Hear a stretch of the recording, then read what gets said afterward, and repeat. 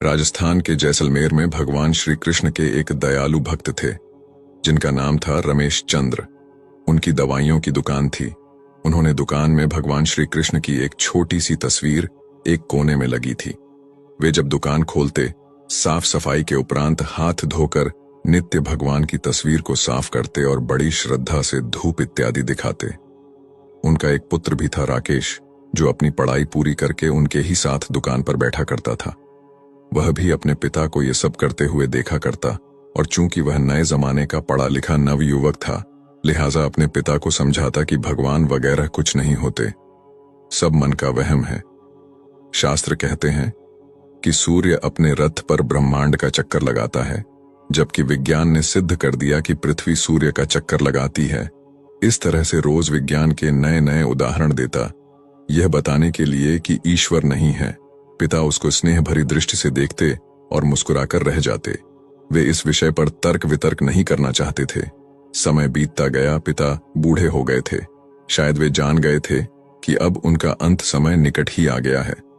अतः एक दिन अपने बेटे से कहा, बेटा, तुम ईश्वर को मानो या मत मानो, मेरे लिए यही बहुत है कि तुम एक मेहनती, दयालु और सच्चे इंसान हो। परंतु क्या तुम मेरा एक कहना मानोगे? बेटे ने कहा, कहिए ना पिताजी, जरूर मानूंगा।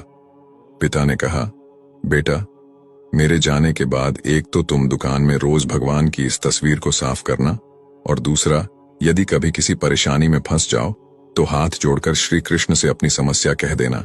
बस मेरा इतना कहना मान लेना। पुत्र ने स्वीकृति भर दी। कुछ ही दिनों के बाद पिता का देहांत हो गया। समय गुजरता रहा। एक दिन बहुत तेज बारिश पड़ रही थी।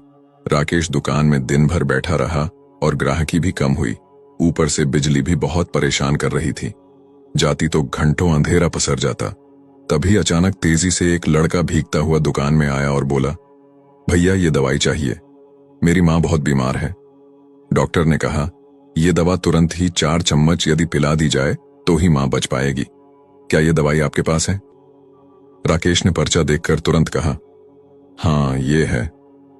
लड़का बहुत खुश हुआ और कुछ ही सेकंड में पैसे देकर दवा लेकर चला गया।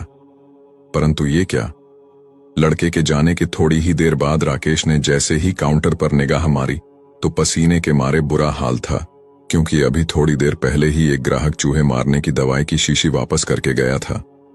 लाइट न होने की वजह से राकेश ने शीशी काउंटर पर ही रखी रहने दी कि लाइट आने पर वापस सही जगह पर रख देगा। पर जो लड़का दवाई लेने आया था वह अपनी शीशी की जगह चूहे मारने की दवाई ले गया और लड़का पढ़ा लिखा भी नहीं लग रहा था। हे भगवान, अनायास ही राकेश के मुंह से निकला, ये तो अनर्थ हो गया। तभी उसे अपने पिता की बात याद आई और वह तुरंत हाथ जोड़कर भगवान कृष्ण की तस्वीर के आगे दुखी मन से प्रार्थना करने लगा कि हे प्रभु, पिताजी हमेशा कहते थे कि आप हैं। यदि आप सचमुच हैं तो आज ये अनहोनी होने से बचा लो। एक माँ को उसके बेटे द्वारा जहर मत पीने दो, प्रभु, मत पीने दो।